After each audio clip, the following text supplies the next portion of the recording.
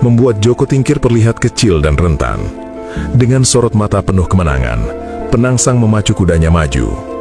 "Ger, habisi dia," bisiknya pada kudanya. Tombaknya diancungkan, lalu ditusukkan ke bawah dengan tenaga penuh. Tingkir terpaksa melompat mundur. Brur! Mata tombak menancap dalam di tanah, tepat di tempat ia berdiri sepersekian detik sebelumnya. Penangsang tak memberi waktu. Ia menarik tombaknya dan menyerang lagi, dan lagi. Tingkir terus menghindar, berguling, melompat. Debu tanah beterbangan di sekelilingnya. Ia tak punya kesempatan untuk menjekat, apalagi membalas serangan. "Lari, terus lari Joko Tingkir!" teriak penangsang sambil tertawa keras. Seperti tikus dihantam lesung. "Di mana wahyu kerajaanmu sekarang? Di mana kebijaksanaanmu?" Tingkir diam. Seluruh konsentrasinya tercurah pada gerakan kuda dan ayunan tombak. Nafasnya mulai berat, tenaganya terkuras karena terus menghindar. Ia menyadari, bertahan seperti ini adalah bunuh diri lambat. Ia harus memutuskan hubungan antara penangsang dan kudanya. Matanya yang tajam mengamati kuda hitam itu. Ia melihat pola lari kuda, melihat bagaimana penangsang mengendalikannya. Saat penangsang memutar kuda untuk kembali menyerang, sebuah ide terlintas. Tepat ketika penangsang bersiap menyerang dari sisi kiri, Tingkir berpura-pura terjatuh. Penangsang melihat celah itu, segera memacu kudanya lebih kencang dan mencondongkan tubuhnya untuk menusuk tepat ke sasaran. Itulah yang ditunggu Tingkir. Saat tombak hampir mengenai tubuhnya, dengan gerakan refleks yang cepat, ia bukan menghindar, tapi justru mengarahkan tongkat besinya bukan ke penangsang, melainkan ke kaki depan kuda yang sedang melaju kencang.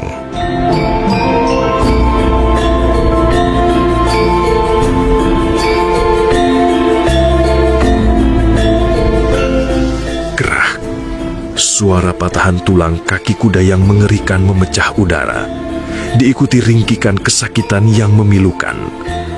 Kuda hitam yang gagah itu langsung terhuyang-huyang, kehilangan keseimbangannya seketika.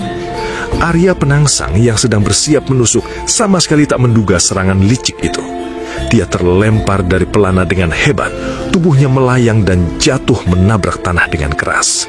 Dar! Tombaknya terlepas dan melayang beberapa jengkal dari tangannya. Dunia seakan berputar bagi penangsang. Rasa sakit di sekujur tubuhnya tak sebanding dengan rasa terkejut dan aib yang mendidih di dadanya. Ia, seorang kesatria terbaik di tanah Jawa, tersungkur di tanah karena tipu daya rendahan. Ia mencoba bangkit, tetapi satu kakinya terasa nyeri. Sementara itu, Joko Tingkir telah berdiri tegak. Tongkat besinya kembali siap di tangan. Wajahnya penuh dengan ketegasan, tanpa kesombongan. Kau menghancurkan kudaku, binatang tak tahu diri," umpat penangsang sambil merangkak mencari tombaknya. "Itu adalah pertempuran, penangsang. Kau menggunakan segala keunggulanmu. Aku menggunakan segala akalku," jawab Tingkir tenang. Ia tak menyerang penangsang yang sedang tergeletak. Ia memberikan kesempatan lawannya untuk bangkit dan mengambil senjata.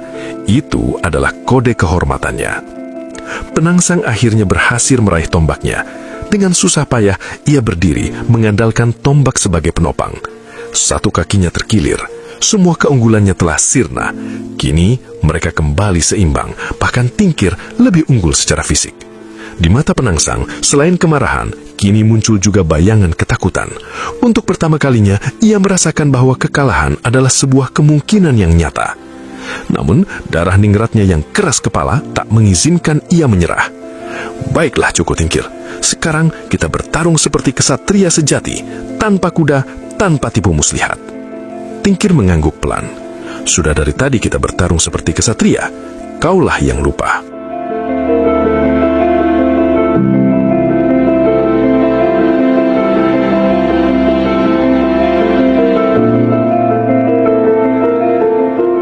Pertarungan memasuki babak baru yang lebih berat dan melelahkan.